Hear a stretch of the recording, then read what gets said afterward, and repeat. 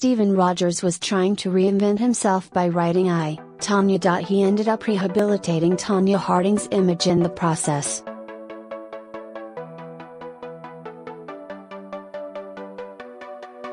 Three years ago, Tonya Harding was driving screenwriter Steven Rogers back to his Oregon lodge when she offered him her pinky finger.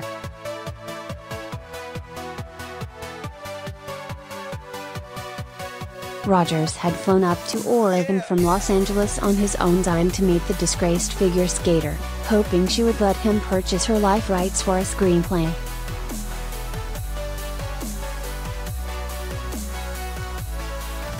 Best known for romantic comedies like Hope Flirts and Kate and Leopold, Rogers was looking to reinvent himself, and, as it happened, the project he was chasing could restore Harding's reputation in the process.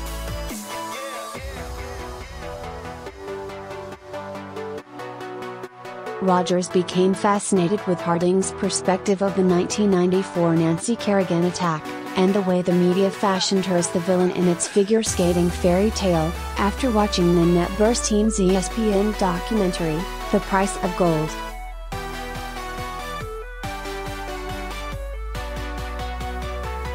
He soon called the contact number on Harding's official website, only to reach a Motel 6 instead.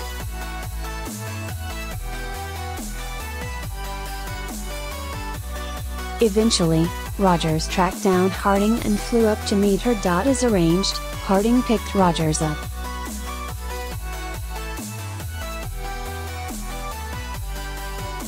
But because the passenger side handle of her truck was broken, she had to open the door for him.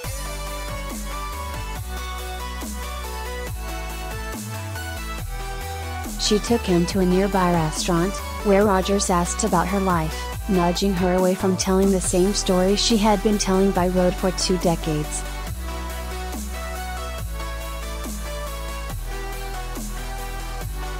Though Harding told Rogers she had issues trusting people, she got along with the writer well enough to introduce him to her husband and son the same day.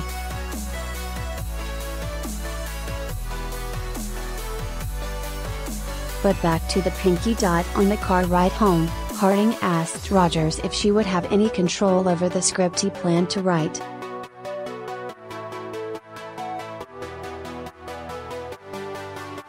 Rogers said no. But the possibility of finally getting her story, whichever way Rogers spun it, out into the world was worth the gamble.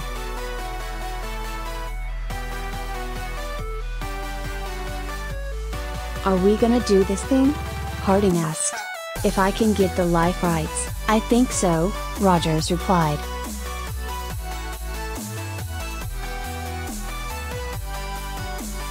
She offered him her pinky, as though it would cement the plan.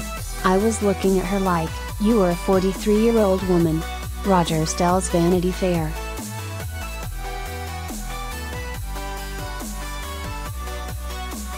"But I couldn't leave her hanging. I had to do it.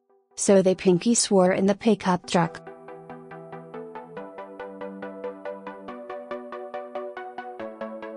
But Rogers, who had been burned by Hollywood himself, as anyone in the business more than 10 minutes has, couldn't help adding, "You know this isn't binding, right?"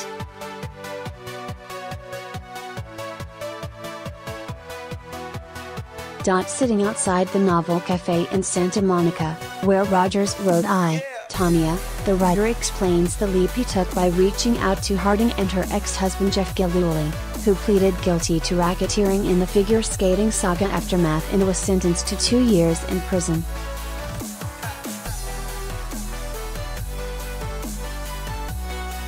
"I had never interviewed anyone, though I did not tell Tonya that no one was paying me.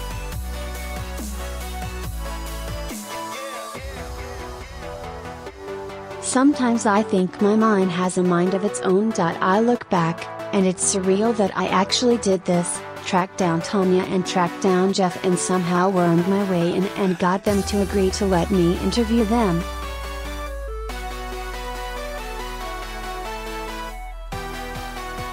Their stories were just so contradictory, remembers Rogers. While hearing polar opposite perspectives on the same event might have confused other writers, The difference is actually crystallized Tonya for him.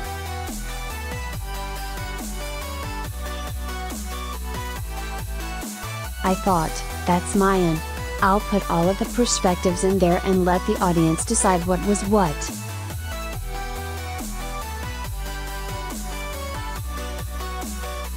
The result is a gripping, at times hilarious, literal he said, she said, which sheds light on Harding's abusive upbringing and first marriage, and recasts the 1994 figure skating scandal in a new light, showing how Kerrigan, with her impeccable costumes and Disney princess looks, became the noble victim in the media's fairy tale, while Tonya, who dropped out of school to figure skate and wore costumes handmade by her mother, was pegged as a villain even before the incident.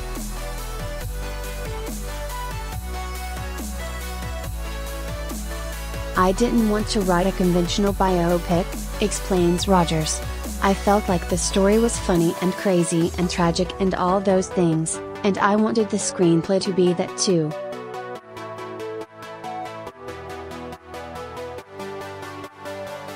I felt like the characters in real life were reduced to one thing, in the 1994 news cycle.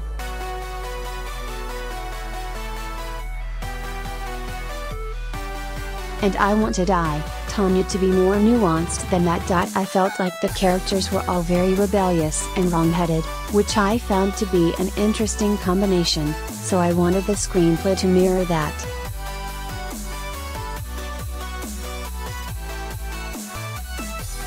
I included all that stuff that they tell you can't do in a screenplay, like split screen and voiceovers, and at one point Allison Janney's character, Harding's mother, criticizes the screenplay.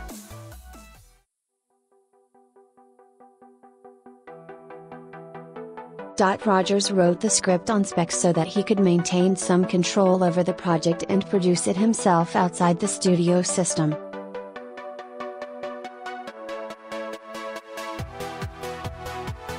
Like the characters in Tonya, I was known as just one thing, Rogers says of his career.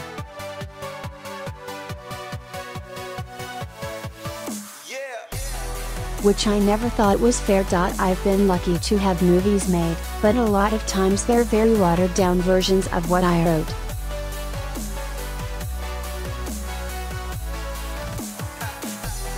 I was known as the guy who writes romantic comedy. But that's not all I am, obviously.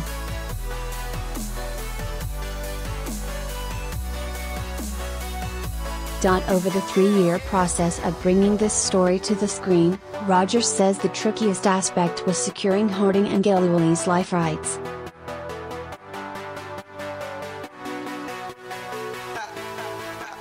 Jeff didn't want to take any money, says Rogers, explaining that Harding's ex-husband still feels guilty for orchestrating the string of events that resulted in the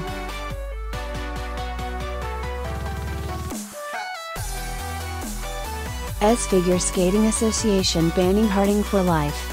He said that she never would have thought of calling a death threat on Kerrigan, and she was a great skater and she got kicked out, and he doesn't want to profit from it.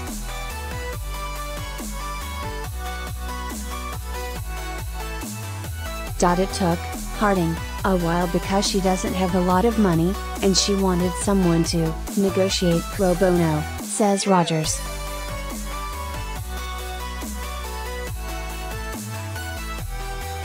Once he finally secured the life rights, the screenwriter flew back to Oregon and interviewed Harding and Gilliwalee more intensely, recording more memories from both that were staggeringly, comically opposed to one another.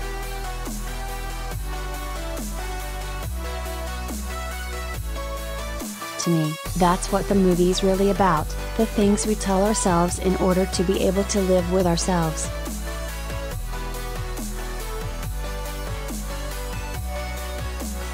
And how we change the narrative, and then want that to be the narrative.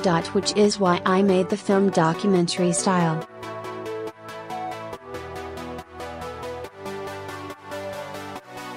Because all of them are trying to change the narrative, you know? The Harding-Kerrigan events coincided with the inception of the 24-hour news cycle, and the media fed the public its own narrative, with Harding as the villain and Kerrigan the princess. that even Rogers bought into at the time.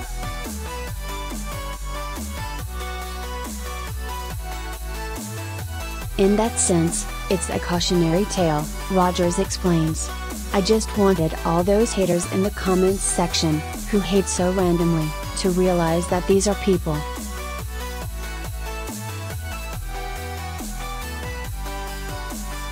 They're not just anecdotes. I don't say that Tonya's the hero or anyone's the villain.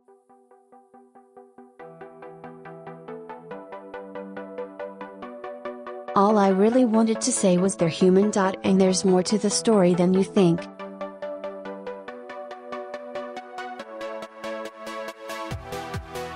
It's a funny story, a tragic story, a very crazy story. It's true-ish, depending on whose point of view, says Rogers, explaining that there was only one subject on which Harding and Gillooly agreed, Harding's mother, Lavona, who is portrayed in Tonya as being verbally and emotionally abusive to Tonya.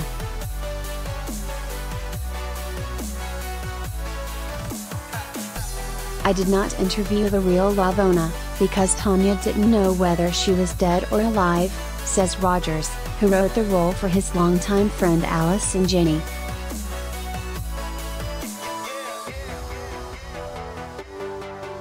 As soon as there was heat on the script, I said, Allison Janney is playing the part that I wrote for her, and I want it in writing or it's a deal breaker.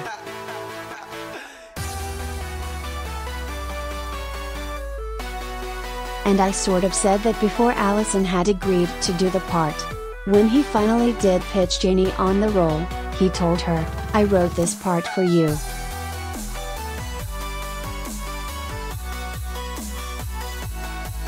You'll have a bold haircut, you'll have these big glasses, you'll have a half fur coat, and a bird on your shoulder.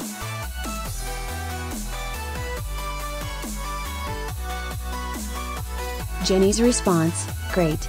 Rogers also sent Harding the script to read. She had only one note, there were too many swears.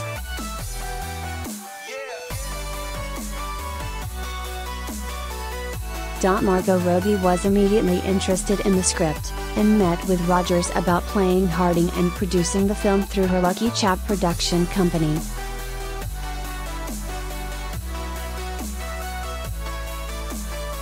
The screenwriter notes that when he told Robbie about his interviews with Harding, her eyes had this intense focus, all of a sudden the same intense focus that Harding had in her eyes when she was talking about the triple axel.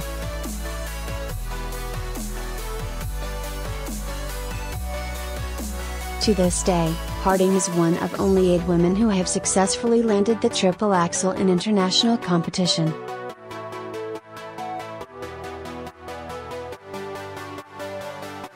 Because producers could not find a body double who could physically land the move on camera, the triple axel in Tonya was recreated with special effects.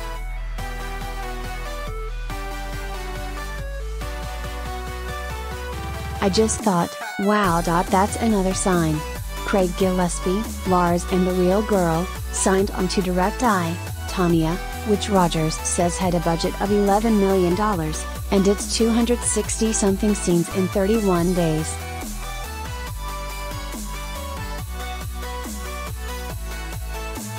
Because we didn't have a lot of money, it made us scrappy. And that scrappy quality, I think, mirrors the characters, says Rogers.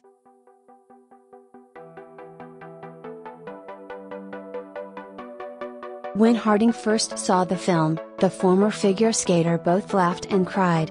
There were things that she did not like, points out Rogers.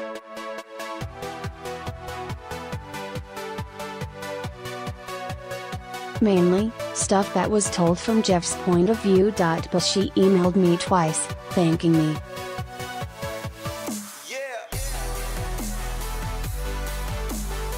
The most important frame of the film for Harding, however, comes at the very end, once her skating career is over and she's been banned from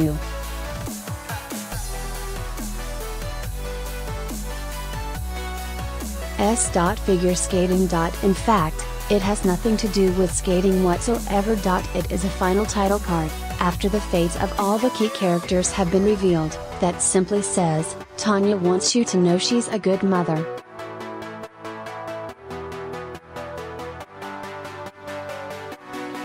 Speaking about how that card came about, Roger says that he asked Harding during their interviews, "How do you want people to remember you?"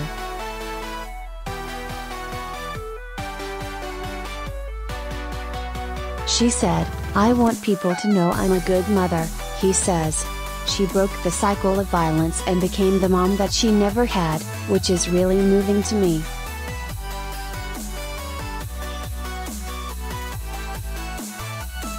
Here's a girl who was always looking for love in her life. And a family. And I think she got it, finally.